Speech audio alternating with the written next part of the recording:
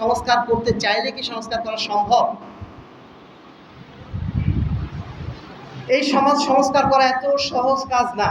যখন আমরা সমাজ সংস্কারের ময়দানে নামছি, নামার পরে দেখছি এমন এমন বিষয় চলে আসছে যে বিষয়গুলো সম্পর্কে আমাদের কোনো আইডিয়াই ছিল না।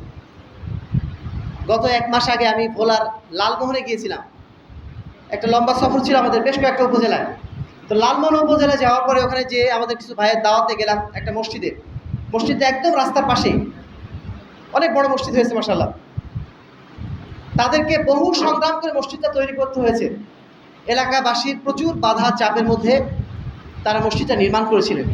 আমরা যখন গেলাম আমরা ভাবতেই পারিনি যে যে সমস্যা আমরা শুনবো সেই সমস্যা আমরা শুনবো এরকম কোনো আমাদের ধারণাই ছিল না। সেখানে আমরা সালাত আদায় করলাম, মানুষদের কিছু ওয়াজ নসিহত করে আমরা বেরিয়ে আসলাম। আসার পর যেটা জানতে পারলাম, ওই মসজিদে যিনি ইমাম সাহেব, সেই ইমাম সাহেব তিনি